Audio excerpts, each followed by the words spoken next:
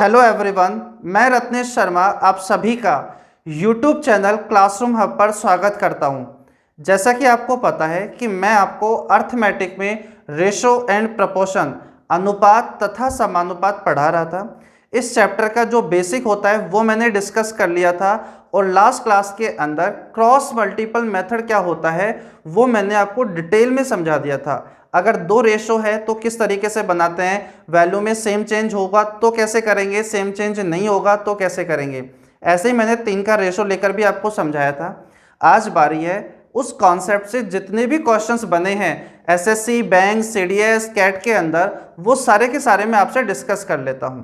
मैं पहला क्वेश्चन ही आपसे कैट 2019 का डिस्कस करूंगा, लेकिन उससे पहले एक छोटा सा क्वेश्चन होगा, आप जवाब दो। अगर एक क्लास में बॉयज़ और गर्ल्स का रेशो 3:2 है, कितना है 3:2। अगर उस क्लास में 50 गर्ल्स स्टूडेंट इंक्रीमेंट हो जाता है तो फिर रेशो आपके पास में 7:5 हो जाता है। तो बताओ उस क्लास में टोटल कितने स्टूडेंट्स थे। बहुत ही आसान क्वेश्चन से क्लास की शुरुआत कर रहा हूँ, यहाँ से आप अच्छे से समझ रहे होंगे। नेक्स्ट क्वेश्चन बहुत अच्छा होगा, पहले इसे आप समझ लो अच्छे से। देखो, अगर आप इसे रेशो से करना चाहते हो तो बात इस तरीके से होगी कि लड़कियों की संख्या में तो 50 की वृद्धि हो रही है तो उनका तो रेशो बढ़ेगा ही बढ़ेगा, लेकिन लड़कों की संख्या में कुछ भी चेंजेस नहीं हो रहा तो उनका जो रेशो है वो कांस्टेंट रहना चाहिए, वो स्थिर रहना चाहिए। यहां पर देखो लड़कों का रेशो कितना है 3, यहां लड़कों का रेशो कितना है 7। बोलो ये दोनों सिचुएशन में क्या रहना चाहिए, सेम। तो सेम रखने के लिए 3 और 7 का एलसीएम ले लो 21। तो इसे 21 बनाने के लिए 7 से और इसे 21 बनाने के लिए किससे मल्टीप्लाई करना होगा, 3 से। तो मुझे बताओ नया रेशो आपका क्या हो जाएगा, 21:14। यहाँ से हो जाएगा 21:15। अरे हो जाएगा क्या, बॉयज़ और गर्ल्स का रेशो। यानी इस बात का मतलब है पहले लड़कियों की संख्या 14 यूनिट थी और आज कितनी हो गई है, 15 यूनिट। तो मुझे बताओ लड़कियों की संख्या में कितने की वृद्धि हो गई, 1 यूनिट की। 1 यूनिट की वैल्यू किसको रिप्रेजेंट करती है, वैल्यू में 50। अरे हाँ या ना, 1 यूनिट की वैल्यू 50 है। तो आपसे पूछना चाह रहा था टोटल कितने स्टूडेंट थे, तो मुझे बताओ टोटल तो क्या 35 स्टूडेंट थे क्या। तो 35 यूनिट की वैल्यू पूछना चाह रहा है, तो बताओ आपके पास कितना हो जाएगा, 1750। ये आपके पास में टोटल नंबर ऑफ स्टूडेंट आ जाएंगे। अरे ठीक है, चलो करते हैं एक क्वेश्चन, जल्दी से सोल्व करने की कोशिश करो।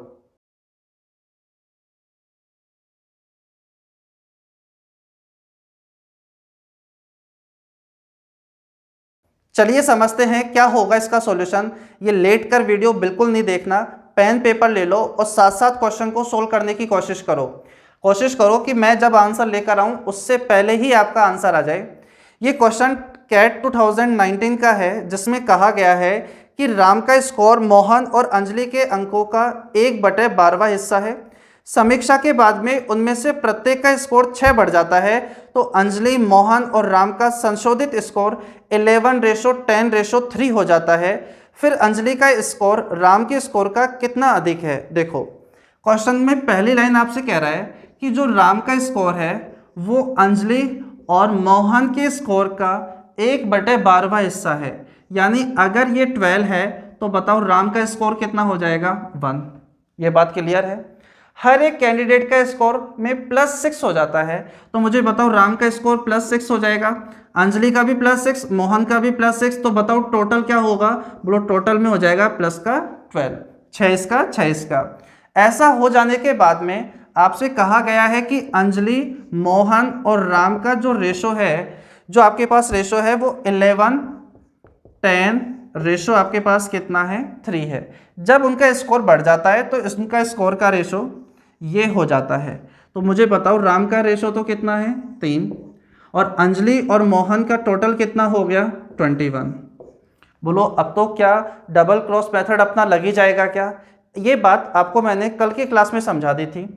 बच्चों यहाँ पर आप इसको इससे मल्टीप्लाई करोगे 21 आ जाएगा, इसको इससे मल्टीप्लाई करोगे 126 आ जाएगा।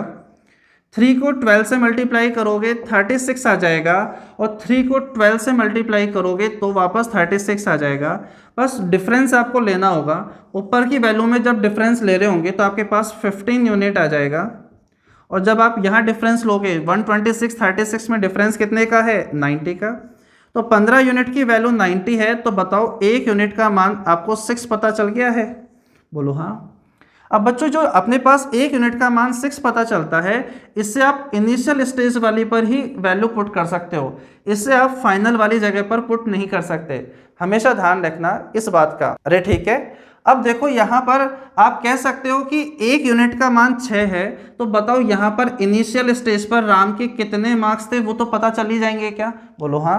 1 यूनिट 6 है तो वो भी 1 यूनिट ही है, तो बोलो राम के मार्क्स शुरुआत में 6 हुआ करते थे, उसके मार्क्स 6 बढ़ गए थे, तो बताओ उसके मार्क्स कितने हो गए होंगे, 12। और मुझे बताओ आफ्टर चेंज ही क्या उनका रेशो दिया हुआ था क्या, राम के मार्क्स 6 बढ़ गए थे, तो मुझे बताओ राम के मार्क्स क्या 12 हो गए होंगे क्या। अरे बता तो दो, ये बात आपको समझ में आ रही है, राम के मार्क्स 12 हो गए होंगे, यानी 3 यूनिट 12 को रिप्रेजेंट करता है। तो आपसे कहा गया है कि अंजलि के मार्क्स राम के मार्क्स से कितने ज़्यादा हैं, तो मुझे बताओ 3 यूनिट की वैल्यू यहाँ 12 मार्क्स हो गई, तो 1 की वैल्यू 4, तो 8 की वैल्यू पूछना चाह रहा है, ये प्लस 80 तो है, तो बताओ 8 की वैल्यू कितनी हो जाएगी, 32। क्या इस क्वेश्चन का आंसर हो जाएगा क्या, अरे हाँ। 3 किसको रिप्रेजेंट करेगा, 12 को, तो मुझे एक बात बताओ 8 किसको रिप्रेजेंट करेगा, 32 को। आसान था क्वेश्चन, बस चीज़ों को इसी तरीके से एक दूसरे के साथ अरेंज करके आपके सामने रखेगा, वो सारी बातें आपको अच्छे से समझ में आनी चाहिए। देखो एक और क्वेश्चन,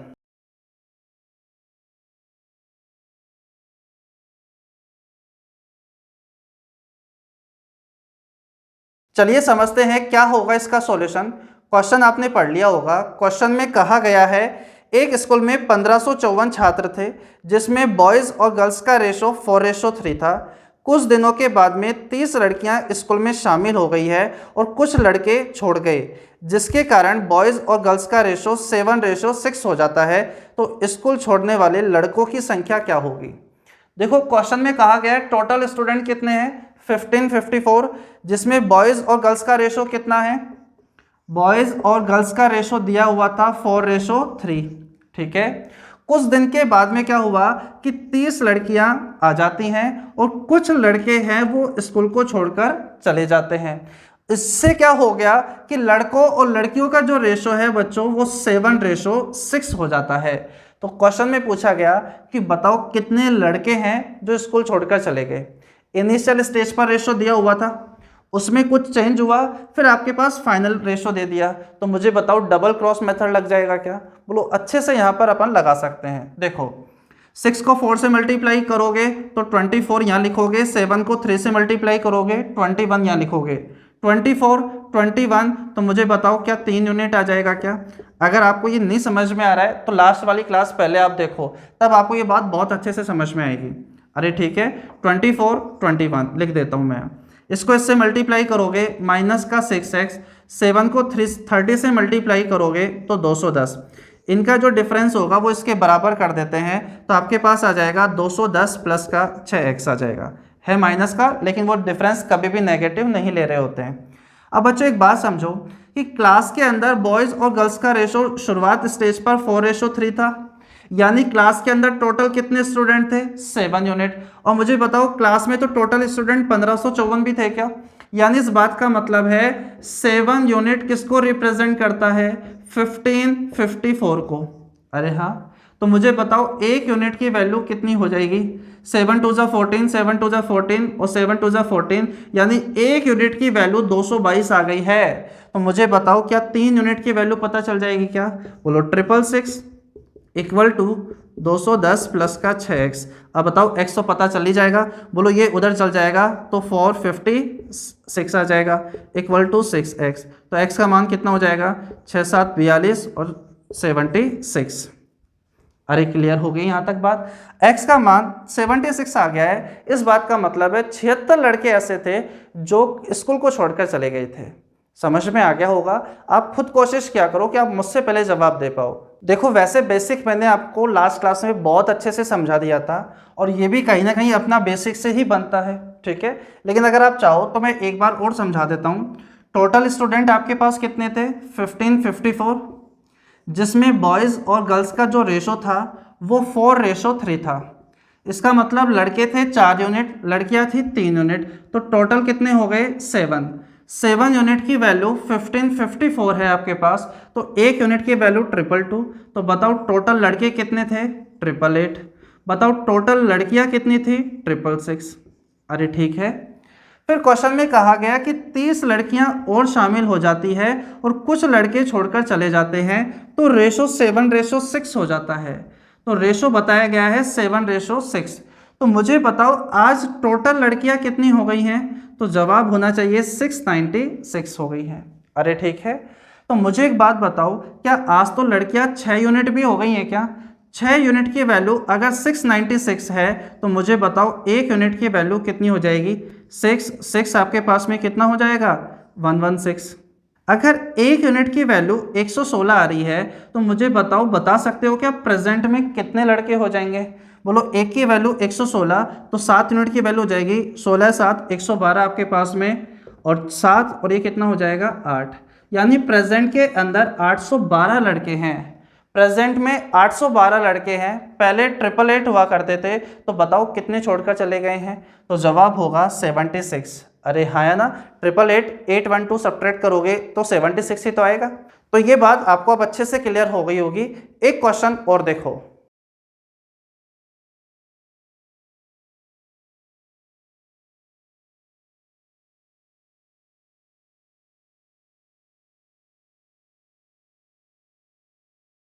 चलिए समझते हैं क्या होगा सॉल्यूशन इसका।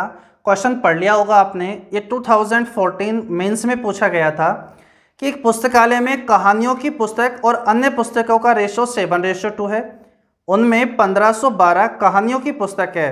कुछ और कहानियों की पुस्तकों का संग्रह किए जाने के बाद रेशो 15:4 हो जाता है। तो कहानियों की और कितनी पुस्तकों का संग्रह किया गया? देखो, एक लाइब्रेरी के अंदर स्टोरी बुक और अदर बुक का रेशो दिया हो गया था 7:2, जिसके अंदर स्टोरी बुक भी बता दी कितनी थी? 1512। अब आपसे कहना चाह रहा है कुछ और स्टोरी बुक्स आ गई हैं, तो रेशो आपके पास में 15:4 हो जाता है। जैसा आज की क्लास में पहला बेसिक क्वेश्चन कराया था उसी की तरह ही क्वेश्चन पूछा गया है। तो आपसे कहना चाह रहा है कि बताओ कितनी और बुक्स आ गई हैं। क्वेश्चन पढ़कर हमें यह पता चला कि स्टोरी बुक की तो संख्या चेंज हो रही है, तो बोलो उनका रेशो तो चेंज हो जाएगा, लेकिन अदर बुक चेंज नहीं हो रही है। इसका मतलब है उनका रेशो क्या रहना चाहिए? सेम। तो इसे आप सेम कर दो। बोलो ऊपर वाले को 2 से मल्टीप्लाई कर दो और इसको किससे मल्टीप्लाई कर दो? 1 से। 1 से मतलब किसी से नहीं करना। जब आप 2 से मल्टीप्लाई करोगे तो यही लिख देता हूँ मैं, ये 14 हो जाएगा और ये कितना हो जाएगा? 4 हो जाएगा। अरे ठीक है, ये 7 2 का कोई रोल नहीं है। तो एक बात बताओ, पहले आपके पास स्टोरी बुक 14 हुआ करती थी, आज आपके पास 15 हो गई है, यानी 1 यूनिट का इंक्रीमेंट हो रहा है क्या बुक्स में? तो पहले 14 यूनिट हुआ करती थी, तो पहले तो आपके पास में 1512 भी हुआ करती थी क्या? अरे हाँ। तो बताओ कितने यूनिट बढ़ गई है? 1 यूनिट। तो बताओ 1 यूनिट का मान कितना हो जाएगा? 14 से कट जाएगा आपके पास 10 और ये आपके पास 8। ये हमारे क्वेश्चन का आंसर हो जाएगा। अरे ठीक है। तो ये बात अच्छे से आपकी क्लियर हो गई होगी। आसान सा क्वेश्चन था। अगला क्वेश्चन सोल्व करो।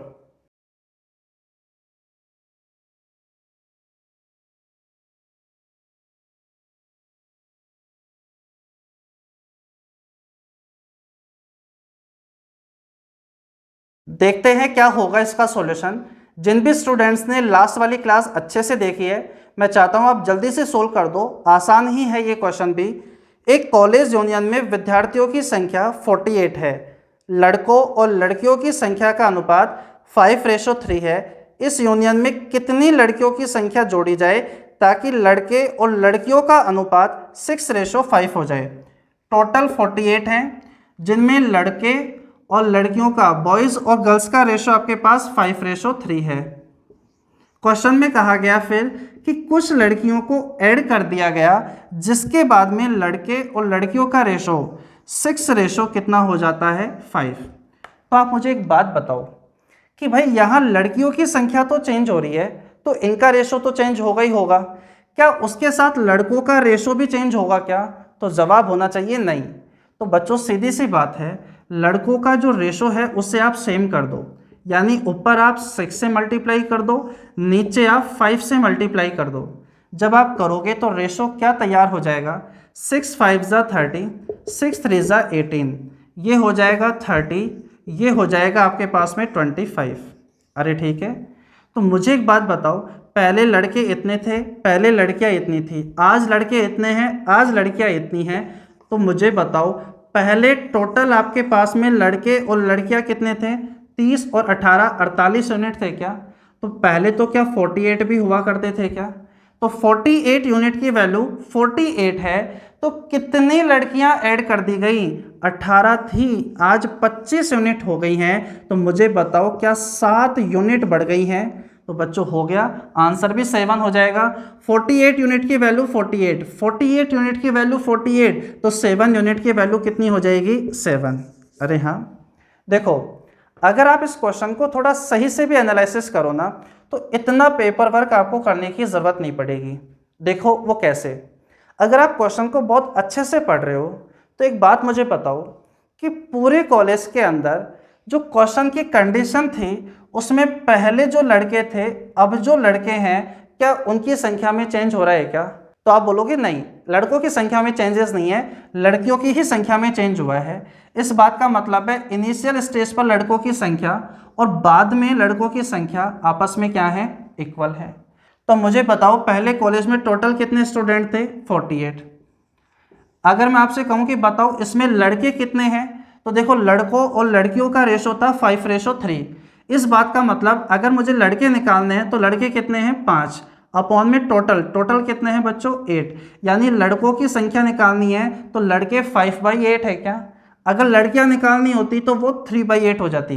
देखो आप ऐसे समझ सकते हो, अगर मैं आपसे कहूँ लड़के और लड़कियों का रेशो 1:1 है, इस बात का मतलब लड़के हैं 1/2, लड़कियां हैं 1/2। अरे बराबर बराबर है क्या? आप कह सकते हो एक तो है ही है, बटे में क्या आता है? टोटल, अपॉन में हमेशा आता है टोटल। दोबारा समझो, अगर मैं आपसे कहूँ लड़के और लड़कियों का रेशो 2:3 है, तो बताओ लड़के कितने हो गए, लड़कियां कितनी हो गई? तो बोलो लड़के कितने हैं? 2। टोटल कितना है? 5, तो 2/5 हो गए लड़के। बताओ इसी तरह लड़कियां क्या 3/5 हो गई होंगी क्या? तो ये बात अब आपको समझ में आ गई होगी। तो टोटल स्टूडेंट कितने थे? 48। तो बताओ पहले आपके पास लड़के निकालने हैं, तो पहले तो लड़के 5/8 हुआ करते थे। अरे हाँ, आज आपको स्टूडेंट नहीं पता, तो मैं मान लेता हूँ आज कॉलेज में X स्टूडेंट हैं, लेकिन आज जितने भी स्टूडेंट हैं उसमें लड़के और लड़कियों का रेशो क्वेश्चन में दिया हुआ था 6:5। तो बताओ आज लड़के कितने हो जाएंगे? 6/11 हो जाएंगे क्या? बताओ आज लड़कियां कितनी हो जाएंगी? 5/11। आज कॉलेज में X स्टूडेंट्स पढ़ते हैं, जिसमें से 6/11 हिस्सा किसका है? बोलो लड़कों का है। क्या यहाँ से आज कॉलेज में पढ़ने वाले लड़कों की संख्या आ जाएगी क्या? बोलो ये क्या है? बोलो कॉलेज में जो पहले लड़के पढ़ते थे उनकी संख्या आ जाएगी। और बच्चों दोनों आपस में क्या हैं? बराबर। आप यहाँ कह सकते हो 8 6 ज़ा 48 और 6 से 6 कट जाएगा, तो मुझे बताओ क्या x का मान 55 आ गया है क्या? अरे हाँ, तो बच्चों इस बात का मतलब ये हो गया, पहले कॉलेज में 48 स्टूडेंट्स हुआ करते थे, आज टोटल स्टूडेंट्स कितने हो गए? 55। चेंजेस हो केवल किस में रहा है? लड़कियों में। तो मुझे बताओ कितना इंक्रीमेंट हो गया है? तो जवाब होगा 7। और 7 ही लड़कियां बढ़ी हैं, क्योंकि लड़कों की संख्या में तो कोई भी चेंजेस नहीं हो रहा था। मुझे पूरी उम्मीद है आपको ये 1 लाइन सॉल्यूशन भी अच्छे से समझ में आ गया होगा। अरे क्लियर है? एक क्वेश्चन और मैं आपको कराता हूं ताकि ये वाली बात और अच्छे से आपके दिमाग में सेट हो जाए। देखो,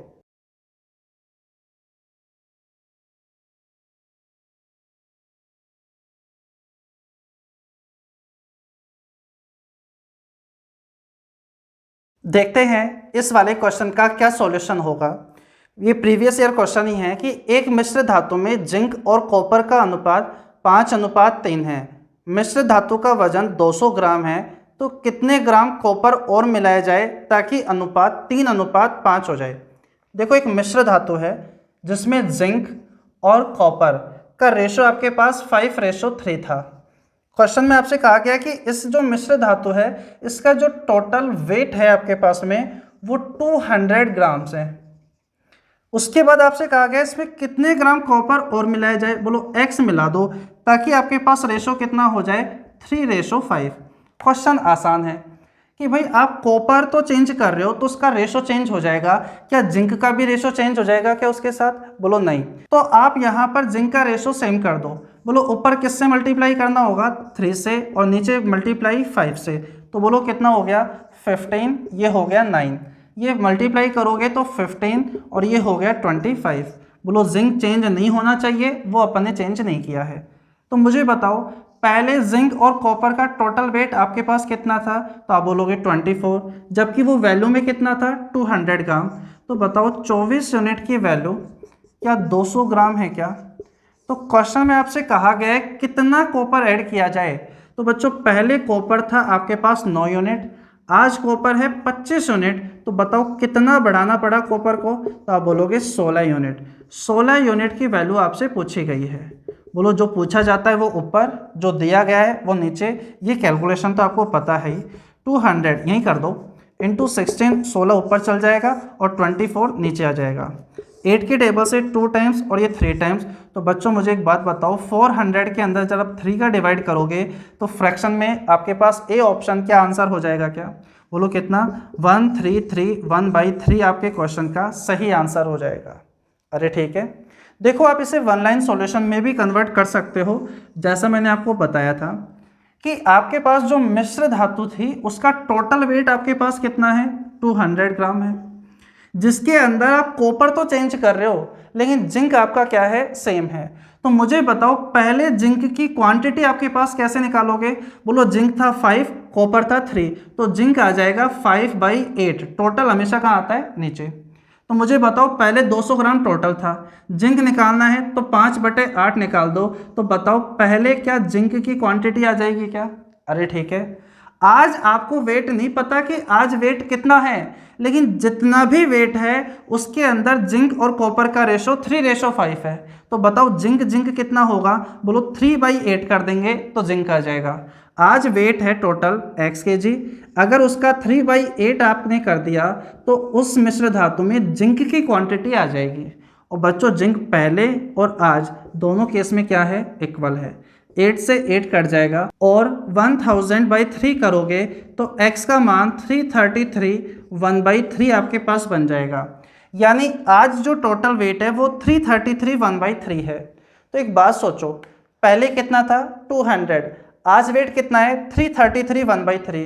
तो मुझे एक बात बताओ कितना आज आपके पास में ऐड किया गया होगा, बोलो इसमें से जब 200 घटाओगे तो आंसर आपका 133 1/3 आना है क्या, यानी इतना बढ़ाया गया है। अरे क्लियर है। देखो ये क्वेश्चन एलिगेशन से भी हो जाएगा, जिन स्टूडेंट ने पढ़ रखा है वो इजीली अच्छे से समझ लेंगे, जिन्होंने नहीं पढ़ रखा वो अच्छे से ध्यान देना।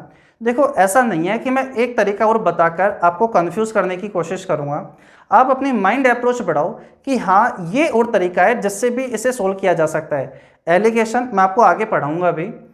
आपसे कहा गया था कि टोटल आपके पास एक मिक्सर था जिसका वेट 200 ग्राम है, जिंक और कॉपर 5:3 में है, कॉपर मिलाया तो रेशो 3:5 हो गया। आप किसी को भी लेकर आगे चल सकते हो, चाहे जिंक को चाहे कॉपर को। जिंक की बात करोगे तो जिंक तो है 5/8 और कॉपर की बात करोगे तो कॉपर इनिशियल स्टेज पर कितना था 3/8।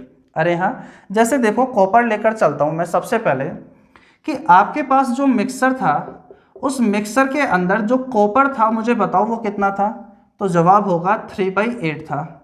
अरे हाँ, उसके बाद आपने क्या किया, उसमें कुछ क्वांटिटी कॉपर की मिलाई, कुछ क्वांटिटी आपने अलग से कॉपर की मिलाई।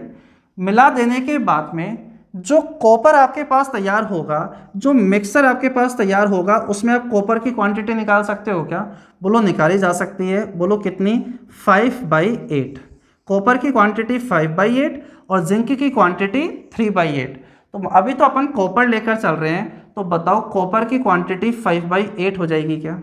अरे ठीक है बच्चों, एक बात और अच्छे से समझो, जब आप उसके अंदर कॉपर मिला रहे थे तो बच्चों वो 100% अपने आप में क्या होगा कॉपर होगा।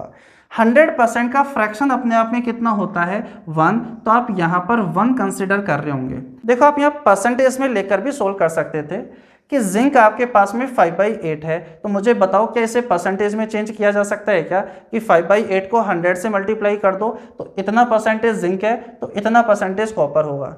ये फ्रैक्शन है, 3/8 37.5% होता है, अरे होता ही नहीं होता।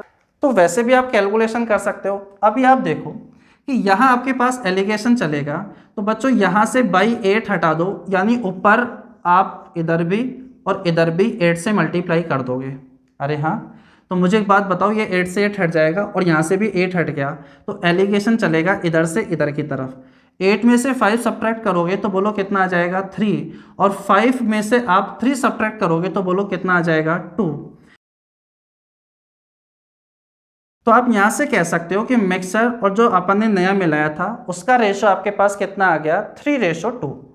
तो बच्चों जो मिक्सर आपके पास में था वो कितना यूनिट है 3 यूनिट, और जो आपने मिलाया था वो आपके पास कितना यूनिट आ गया है 2 यूनिट। तो मुझे बताओ क्या आपके पास टोटल वेट तो मिक्सर का 200 ग्राम था क्या? तो आप कह सकते हो 3 यूनिट की वैल्यू कितनी हो गई 200। तो बताओ जो नया कॉपर आपने मिलाया था तो 2 यूनिट की वैल्यू कितनी होगी? 3 की वैल्यू कितनी है 200, तो 2 की वैल्यू कितनी हो जाएगी 400/3। 400/3 करोगे तो 133 1/3 आता है क्या? अरे क्लियर है ना। देखो आप यहाँ जिंक लेकर भी कैलकुलेशन कर सकते थे। कैसे? देखो जिंक लेते मिक्सर का 5/8 यहाँ पर लिखते, और उसके अंदर आप मिला रहे हो कॉपर, बोलो कॉपर मिलाओगे तो जिंक की क्वांटिटी तो कितनी होगी 0, तो यहाँ पर आ जाएगा 0। और आपके पास जो नया मिक्सर तैयार होगा उसके अंदर जिंक कितना होगा 3/8। अरे हाँ, 8 हटा देना, वापस इधर उधर मल्टीप्लाई करके जब आप एलिगेशन लगाओगे तो फिर आपके पास रेशो आ जाएगा। ठीक है, या मिक्सर का रेशो और यहाँ आपके पास में उसका रेशो आ जाएगा जिसमें जिंक आपके पास क्या है 0, यानी टोटल आपके पास आ जाएगा। अरे ठीक है, जिन्होंने एलिगेशन पढ़ रखा है वो इस बात को अच्छे से समझ सकते हैं, नहीं तो फिर आगे मैं इसको और अच्छे से समझा दूंगा जब आपको एलिगेशन पढ़ाऊंगा। अभी आप एक क्वेश्चन और देखो जल्दी से।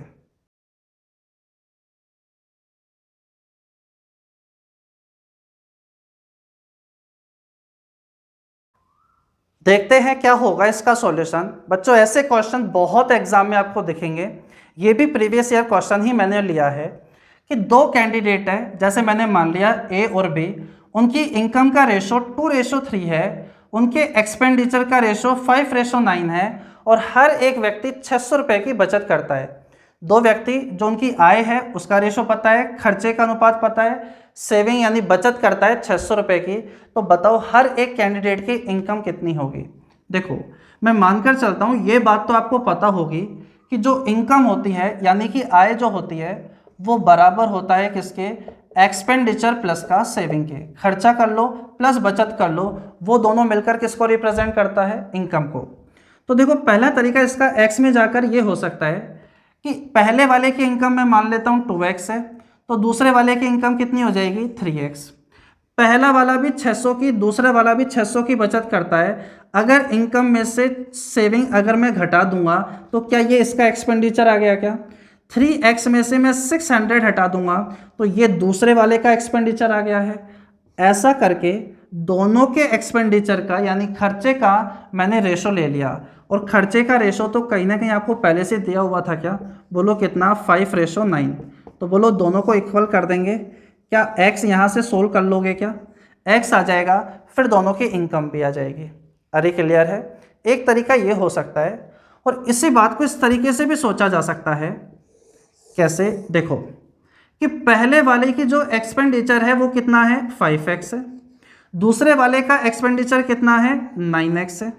अब ये एक्सपेंडिचर है, अगर मैं एक्सपेंडिचर के अंदर सेविंग ऐड कर दूं, अगर मैं खर्चे के अंदर बचत ऐड कर दूं, तो मुझे बताओ क्या उसकी आय बन जाएगी क्या? ये 5x खर्च करता है, 600 रुपये की बचत करता है, अगर ऐड कर दोगे तो ये ए की इनकम बन गई। ये ए का खर्चा है, इसके अंदर आपने 600 ऐड कर दिया तो ये दूसरे वाले व्यक्ति की इनकम बन गई, और ऐसा करके दोनों का रेशो ले लिया इनकम का। तो बताओ इनकम का रेशो तो क्या कहीं ना कहीं 2:3 था क्या? अरे हाँ है ना। इस तरीके से सोल्व किया जा सकता है, लेकिन बच्चों इतना एक्स वैक्स में मत उलझा करो। ठीक है, आप यहाँ पर क्रॉस मल्टीपल मेथड लगाया करो कि ए और बी 2 कैंडिडेट थे, उनकी इनकम का रेशो था कितना 2:3 और उसके बाद में एक्सपेंडिचर का रेशो आपको पता है कितना 5:9। ये एक्सपेंडिचर 5:9 कब आता है? बोलो तब जब पहला वाला व्यक्ति भी 600 की बचत करता है और दूसरा वाला व्यक्ति भी 600 की बचत करता है। मैं आपसे ये बात पूछना चाहूँगा कि आप मन में ये सोचो कि यार उसका इफेक्ट तो कुछ भी नहीं आएगा, लेकिन ये 600 पॉजिटिव कंसिडर होगा या नेगेटिव कंसिडर होगा? तो बच्चों आपको ये बात समझनी चाहिए कि वैसे तो फर्क नहीं पड़ेगा, वरना होने में ये 600 नेगेटिव होना चाहिए। कैसे? बच्चों एक क्रॉस मल्टीपल मेथड का मतलब इनिशियल स्टेज पर कुछ चीज़ दी हुई होती है, उसमें कुछ चेंज किया जाता है, उसके बाद आपके पास फाइनल रेशो तैयार हो जाता है। अरे हाँ है ना, वहाँ से अपन 1 यूनिट की वैल्यू निकाल लेते हैं, उससे अपन पहले वाले रेशो में रख देते हैं, दूसरे वाले में नहीं रखते हैं। वो बात भी आप इस वाले एग्जाम्पल से अच्छे से समझ सकते हो कि इस वाले में रख दोगे तो क्या हो जाएगा। देखो बच्चों ये बात कैसे समझोगे कि ये नेगेटिव है, तो इस बात को देखो, ये 2 कमाएगा तो कमाएगा उसमें से खर्च करेगा तभी तो सेविंग होगी। थोड़ा सा सोच कर देखो, कमाएगा सेविंग कर लेगा, सेविंग का मतलब और जोड़ लेगा, फिर जाकर क्या खर्चा निकलेगा क्या? नहीं, कमाएगा उसमें से सेविंग कर लेगा, बाकी का जो बचेगा फाइनल तौर पर वो उसका क्या कहलाएगा? एक्सपेंडिचर। अरे क्लियर है ना कि मैं इसे माइनस क्यों कंसिडर कर रहा हूँ? बच्चों कोई फर्क नहीं पड़ेगा प्लस माइनस से, लेकिन फिर भी आप अपनी नॉलेज के हिसाब से ये बात ध्यान रखो। देखो इसको इससे मल्टीप्लाई करोगे 18, 5 को 3 से मल्टीप्लाई करोगे तो इधर 18, इधर आपके पास में 15, तो मुझे बताओ डिफरेंस क्या 3 यूनिट का आ जाएगा क्या? इधर आपके पास में कितना हो जाएगा 3000 माइनस का, इधर हो जाएगा कितना 5400, दोनों के बीच का डिफरेंस कितने का है 2400 का। तो 3 यूनिट की वैल्यू 2400 है, तो 1 यूनिट की वैल्यू कितनी हो गई 800। एक की वैल्यू 800, तो बताओ 2 की वैल्यू कितनी हो गई 1600। अरे हाँ बोलो 3 यूनिट की वैल्यू कितनी हो गई 2400। क्या ये आपके क्वेश्चन का आंसर आ गया क्या? अरे हाँ। अब बच्चों अगर आपको ये बात पता चल गई 1 यूनिट 800 है, अब आप सोचो कि हम यहाँ क्यों नहीं रख सकते। एक बात सोच कर देखो, 1 की वैल्यू 800 तो 5 की वैल्यू कितनी हो गई 4000। 1600 कमाता है, 4000 खर्चा कर सकता है क्या वो? अरे समझ रहे हो ना कि जब भी आप 1 यूनिट की वैल्यू निकालोगे तो उसे हमेशा और हमेशा कहाँ लगाओगे? ऊपर, फर्स्ट स्टेज पे लगाओगे, फाइनल स्टेज पर नहीं लगाओगे। अब तो अच्छे से क्लियर हो गई। बच्चों कंफ्यूज बिल्कुल नहीं होना, आप यहां पर जो एक्सपेंडिचर का रेशो है आप उसे ऊपर रखकर भी सोल्व कर सकते हो। देखो मेरा काम है जितनी माइंड अप्रोच, जितना मैं आपका माइंड खोल सकता हूं इस वाले क्वेश्चन में, उतना मैं आपको समझा दूं। देखो आप यहां पर ऐसे भी सोल्व कर सकते हो कि एक्सपेंडिचर का रेशो आपने ऊपर लिख लिया हो, जैसे 5:9, इनकम का रेशो कितना लिख लिया मैंने 2:3, सेविंग कितनी है 600। तो समझना इनिशियल स्टेज पर उसके पास कुछ पैसा था यानी एक्सपेंडिचर था, उसके अंदर कुछ सेविंग वो ऐड कर देगा, एक्सपेंडिचर में सेविंग ऐड कर देगा, तो फिर फाइनली उसके पास इनकम बन जाएगी क्या? खर्चा था, खर्चे में और उसने सेविंग ऐड कर लेगा, तो मुझे बताओ क्या वो उसकी इनकम बन जाएगी क्या? खर्चे के पैसे थे, सेविंग के पैसे थे, दोनों को कंबाइन कर देगा, तो बोलो उसकी क्या बन जाएगी? इनकम। अब इससे भी सोल्व हो सकता है। बोलो 3 को 5 से गुणा किया 15, 9 को 2 से गुणा किया 18, 15 18, डिफरेंस कितने का 3 यूनिट का। इसको इससे गुणा किया 1200, इसको इससे गुणा किया 1800, तो बताओ डिफरेंस कितने का आ गया 600 का। 3 यूनिट की वैल्यू 600, तो एक की वैल्यू आपके पास कितनी आ गई है 200। एक की वैल्यू कितनी आ गई है 200। तो मुझे बताओ पहले वाले का जो एक्सपेंडिचर है वो कितना है? एक की वैल्यू 200 है, तो 5 की वैल्यू हो गई है 1000, यानी पहले वाले व्यक्ति का जो एक्सपेंडिचर है वो 1000 रुपये का है। अब एक बात सोचो, 1000 रुपये वो खर्च करता है, 600 रुपये की सेविंग करता है। 1000 रुपये खर्च करता है, 600 की सेविंग करता है, तो इनकम कितने की हो गई बताओ? 1600 की हो गई क्या? एक की वैल्यू 200 है, तो 9 की वैल्यू कितनी हो जाएगी 1800। 1800 सेविंग करता है, 600 रुपये की बचत करता है, तो बताओ टोटल इनकम कितनी हो गई है 2400। बच्चों हर एक तरीके से सोल्व करने की कोशिश करो कि एग्जाम में लास्ट मोमेंट पर अगर आपके पास 30 सेकंड बच गए और आपने गलती से एक्सपेंडिचर का रेशो ही ऊपर ले लिया, तो ऐसा नहीं उसे मिटाओ फिर इनकम लिखो एक्सपेंडिचर लिख लो, ऐसा नहीं, जैसा लिख दिया हर एक उस तरीके से आंसर आना चाहिए आपका। अरे ठीक है, देखो एक और क्वेश्चन।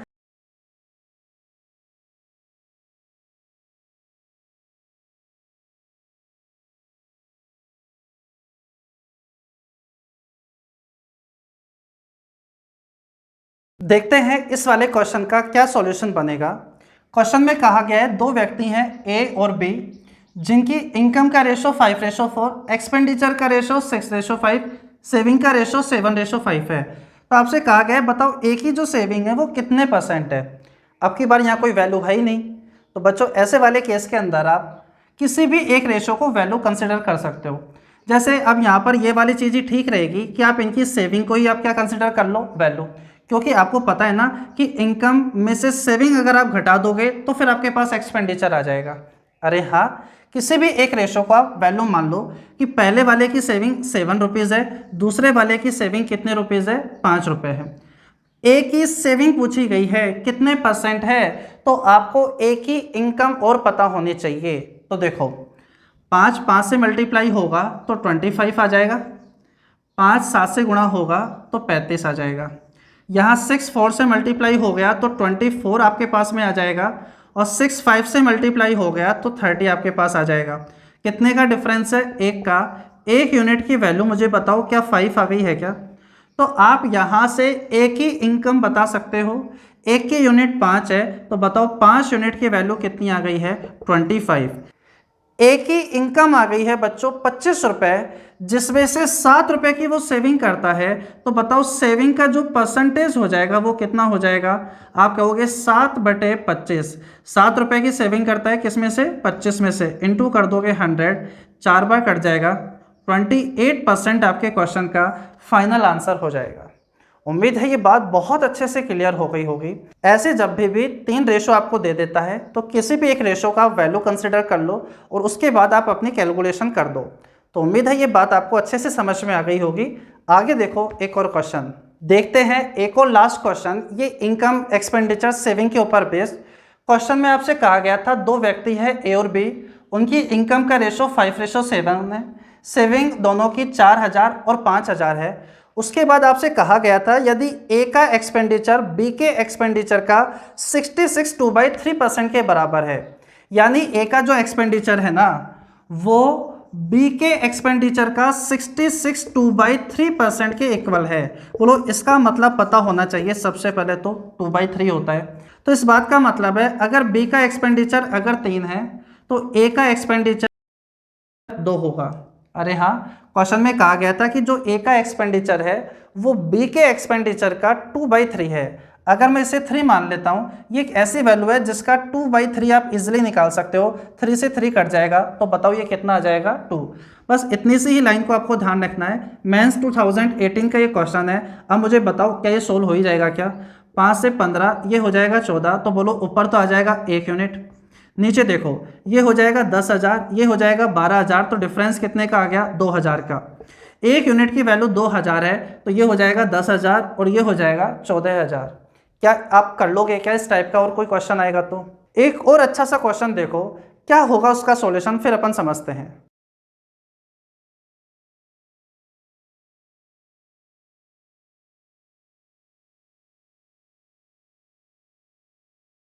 चलिए समझते हैं क्या होगा इसका सॉल्यूशन।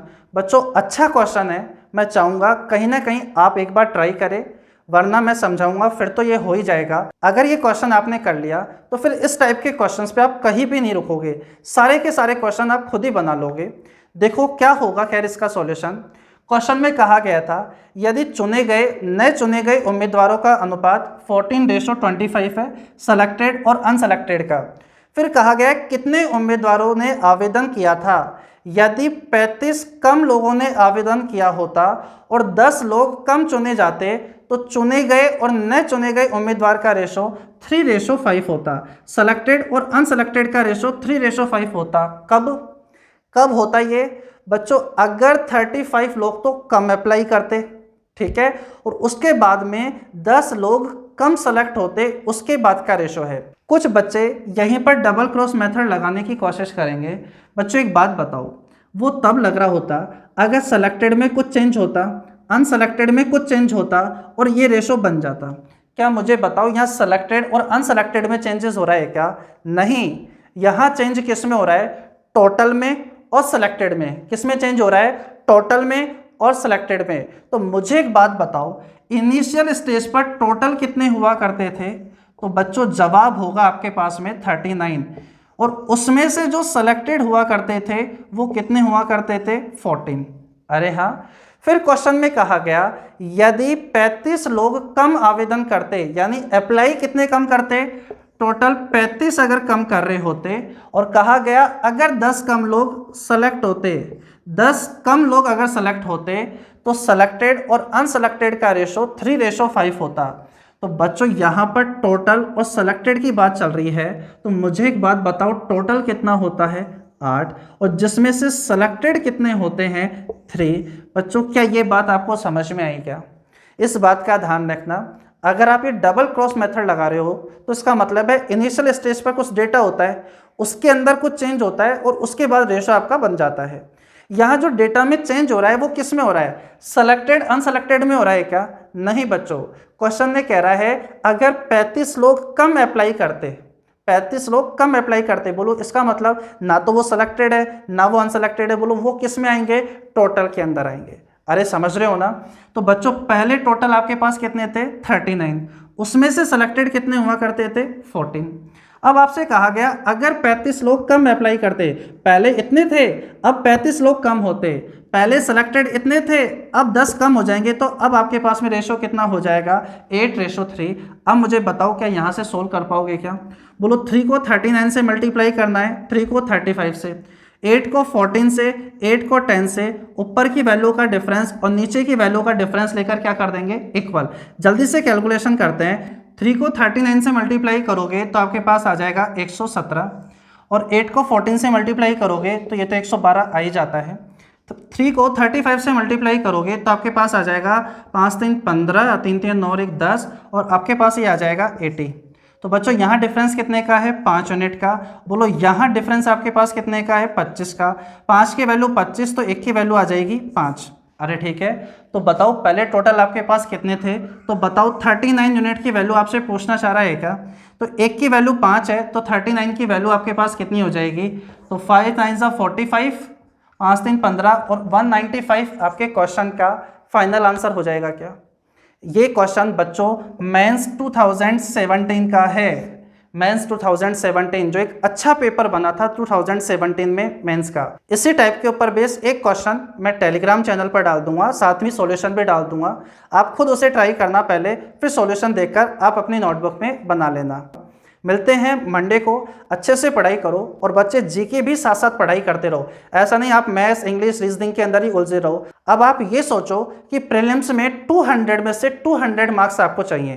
कितने चाहिए? आप एक भी नंबर के लिए ऐसा मत सोचो कि कम हो जाएगा ज़्यादा हो जाएगा। हाँ जीके के अंदर 50 में से 50 नंबर नहीं आ रहे होते, ठीक है ना, लेकिन आप कोशिश तो करो कहीं ना कहीं। ऐसा नहीं कि आप बिल्कुल भी ट्राई नहीं कर रहे हो, ठीक है। और बहुत सारे क्वेश्चन मैं आपको नेक्स्ट क्लास में कराऊंगा, जहां मिल्क वाटर के भी आ जाएंगे और भी रेशो किस तरीके से बराबर करके बनाया जाता है, initial final last year income present year income के ऊपर बेस, वो सारे क्वेश्चन हैं वो अपन कवर कर लेंगे। ठीक है, बाय। वीडियो को लाइक और शेयर अच्छे से कर देना, ये तो काम आपका है ही है।